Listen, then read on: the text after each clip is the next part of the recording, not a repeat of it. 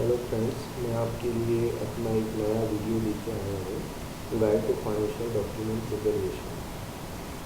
जब भी हम किसी डॉक्यूमेंट्स के बारे में सोचते हैं तो हम लोग डॉक्यूमेंट्स के बारे में सोच के बैठते हैं या सोचते हैं तो हम लोग क्या देखते हैं कि हमारे पास बहुत सारे ऐसे पेपर है, बिल है, क्रेडिट कार्ड के स्टेटमेंट है, बैंक के स्टेटमेंट है, LIC के डॉक्यूमेंट है, ऐसे और बहुत सारे पेपर का ढेर है।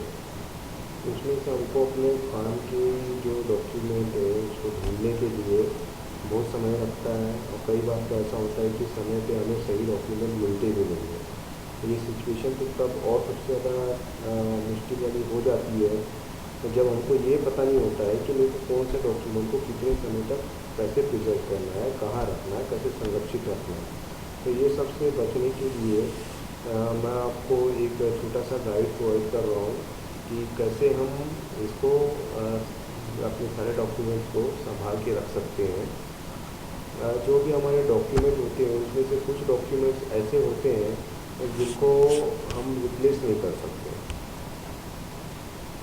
जिसको हम रिप्लेस नहीं कर सकते मीन्स अगर वो किसी रीज़न से गुम जाए या इस टाइप की कुछ भी चीज़ें हो जाती हैं, तो हमको उसको वापस पाने के लिए बहुत समय लगाना पड़ता है, बहुत परिश्रम करना पड़ता है और बहुत पैसे भी खर्च करने पड़ते हैं ताकि हमको उसकी दूसरी प्रति या डुप्लीकेट कॉपी मिल सके।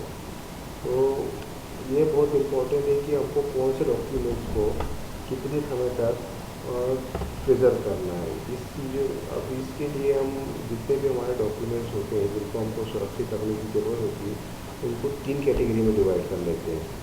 पहला डॉक्यूमेंट वो डॉक्यूमेंट जिनको जिनको हमें अपने पूर्ण जीवन काल तक सुरक्षित रखने की ज़रूरत होती है।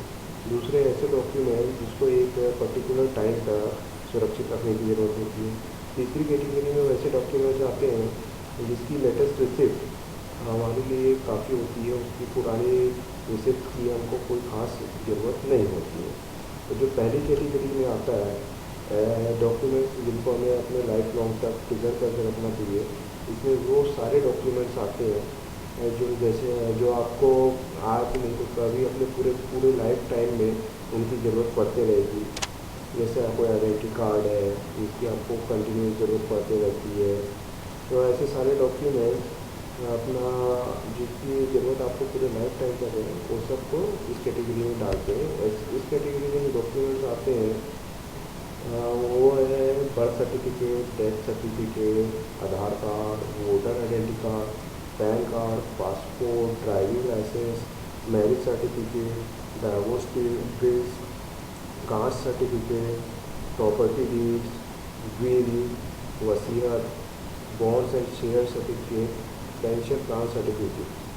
तो ये सब ऐसे डॉक्यूमेंट्स हैं जिनकी ज़रूरत आपको अपने पूरे लाइफ टाइम में किसी भी समय पड़ेगी और ये पढ़ते रहेगी। ये सारे डॉक्यूमेंट्स आपके लिए बहुत इम्पोर्टेंट है। तो इन सारे डॉक्यूमेंट्स को जब भी आप प्रिजर्व करेंगे, सुरक्षित रखेंगे, तो ये बात ध्यान में रखना है क्योंकि ये डॉक्यूमेंट ऐसे हैं कि बहुत क्रिटिकल है, बहुत ज़रूरी है, बहुत इम्पोर्टेंट होते हैं। तो ये सारे डॉक्यूमेंट्स को जब भी सुरक्षित रखेंगे तो आप ये इंश्योर कीजिए कि ये आपके घर के जो भरोसेमंद व्यक्ति हैं उनमें से किसी एक को या 2-3 आदमी लोगों को ये पता होना चाहिए कि ये सारे डॉक्यूमेंट्स आप कहाँ सुरक्षित रखे हुए हैं, ताकि किसी रीज़न से अगर आप भूल गए या आपकी मृत्यु हो जाती है या कुछ भी आपके साथ दुर्घटना घटित होती है और ये सारे डॉक्यूमेंट्स की उनको ज़रूरत पड़ती है, तो कोई दूसरा आदमी भी ये डॉक्यूमेंट्स आपके लिए लेके आ सके या आपकी जगह पे प्रस्तुत कर सके। तो दूसरी कैटेगरी होती है डॉक्यूमेंट्स जिनको हमें एक पर्टिकुलर टाइम तक प्रिजर्व करके रखना चाहिए। तो इस कैटेगरी में वो सारे डॉक्यूमेंट्स आते हैं जो एक टाइम बॉन्डेड टाइम जिनका एक समय निर्धारित तक ही उपयोगिता होती है, उसके बाद इनका कोई ख़ास इम्पोर्टेंस होता नहीं है। तो इनको रखने के लिए कोई बाध्यता नहीं होती है कि इनका आगे कहीं कोई डिमांड करेगा, ऐसा कोई संभावना भी नहीं होता। तो ये हमेशा होना चाहिए कि ऐसे डॉक्यूमेंट्स को पेपर फॉर्म में, ये सारे डॉक्यूमेंट्स को पेपर फॉर्म में या स्कैन करके सॉफ्ट कॉपी में रख लिए तो भी वो काफ़ी होती है। इनकी ओरिजिनल हार्ड कॉपी मेंटेन करके रखना एक जितना टाइम समय है उतने समय तक रखिए तो ठीक है, उसके बाद ये हार्ड कॉपी रखने की ज़रूरत नहीं है। अगर फिर भी आपको लगता है तो आप इसकी स्कैन करके सॉफ्ट कॉपी बना बना के रख सकते हैं। इस कैटेगरी में जो डॉक्यूमेंट्स आते हैं वो आपके टैक्स रिटर्न के रिकॉर्ड्स आते हैं, जो मैक्सिमम आपको 7 ईयर्स तक यूज़फुल होते हैं। और सेकंड आते हैं जैसे आपके वारंटी डॉक्यूमेंट्स होते हैं, जैसे आप fridge, washing machine, AC, cooler, TV, इस टाइप का कोई भी इलेक्ट्रॉनिक्स या कोई भी प्रोडक्ट लेते हैं मार्केट से, तो उसके साथ आपको मैन्युफैक्चरर एक वारंटी कार्ड देता है। ये वारंटी कार्ड आप सुरक्षित रख सकते हैं। ये सब चीज़ों को मैं बोल रहा हूँ कि आपको एक पर्टिकुलर टाइम तक रखना है। पर्टिकुलर टाइम तक जैसे वारंटी कार्ड है, वारंटी किसी प्रोडक्ट की 1 साल होती है, किसी की 3 साल होती है, किसी की 5 साल होती है। तो ये जब तक आपकी वारंटी कार्ड में आपकी टाइम वैल्यू है, तब तक आपको इसको संभाल के रखना है। जब तक ये आपका वारंटी एक्सपायर नहीं होता आपकी डेट तक, आपको इसको संभाल के रखना है। दूसरी चीज़ होती है जो प्रोडक्ट खरीदते हैं उसकी बिल। वारंटी कार्ड का के साथ में आपको परचेज़ किया हुआ जो बिल है, परचेज़ का जो बिल है, वो भी हर जगह दिखाना पड़ता है वारंटी कार्ड के साथ में। तो उसको भी जब तक आपकी वारंटी कार्ड की वैलिडिटी है, तब तक आप उस पर्टिकुलर बिल को भी संभाल के रखिए। ठीक है। अब तीसरी कैटेगरी में इंश्योरेंस पॉलिसी के डॉक्यूमेंट्स आते हैं। तो ये इस कैटेगरी के भी सारे डॉक्यूमेंट्स को तब तक आप संभाल के रखिए जब तक कि उसकी वैलिडिटी है।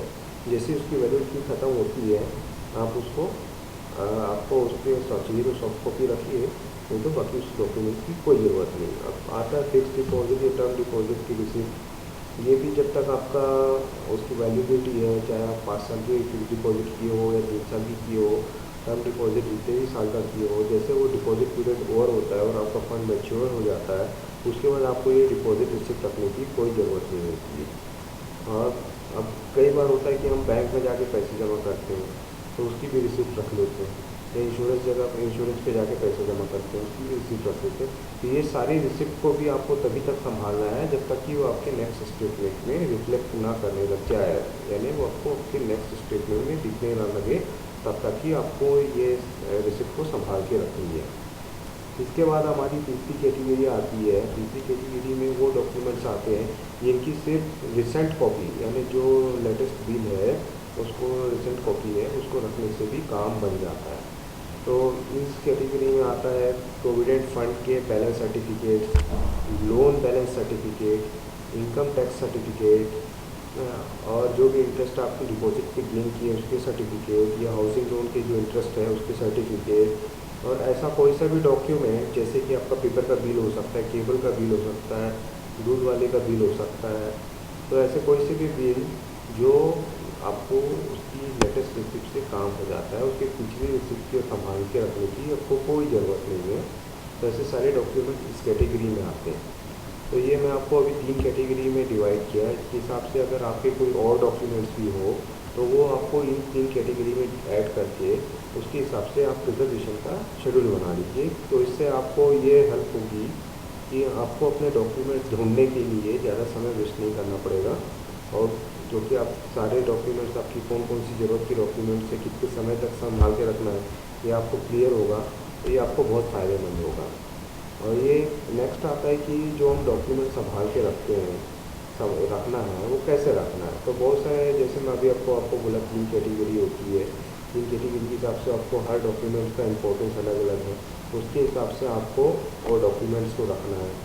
चाहिए तो आप लॉकर में रख सकते हैं, या किसी भी ऐसी सेफ जगह पे जहाँ पे वो डॉक्यूमेंट सुरक्षित हो, और उसको आग चलने का, धूप पड़ने का, पानी पड़ने का, इस टाइप का कोई खतरा ना हो। और मैं आपको पहले ही बोला कि जो पहले कैटेगरी में डॉक्यूमेंट्स आते हैं वो आपके अलावा भी 2-3 लोगों को पता होना चाहिए, जो आपके भरोसे वाले हों, कि वो डॉक्यूमेंट्स कहाँ रखे हुए हैं। ठीक है। और कुछ अपने जैसे कैटेगरी बी में आते हैं, उनको अगर चाहिए तो आप इलेक्ट्रॉनिक्स मोड में रख सकते हैं, स्कैन कॉपी करके रख सकते हैं, अगर हार्ड कॉपी आप समय के बाद भी मेंटेन करना चाहते हैं तो। ये सब इसलिए डॉक्यूमेंट स्टोरेज इसलिए भी इम्पोर्टेंट है कि आप उसको कहीं रखें और आप भूल गए तो फिर भी वो आपके लिए यूज़ जैसे है, भले आपके पास वो डॉक्यूमेंट्स हो फिर भी उसकी आपके पास कोई उपयोगिता नहीं है। तो इस चीज़ों को भी खास ध्यान रखना चाहिए। चलिए फ्रेंड्स, ये था मेरा छोटा सा गाइड। अगर आपको पसंद आया हो तो प्लीज़ आप इसको शेयर कीजिए, ताकि और लोगों को इससे कुछ इन्फॉर्मेशन मिले। अगर आपको कुछ और इनपुट्स हो इस वीडियो से रिलेटेड जो आप दूसरों के साथ शेयर करना चाहते हो, तो आप मुझे कमेंट बॉक्स में कमेंट कर सकते हो। Okay friends, thank you.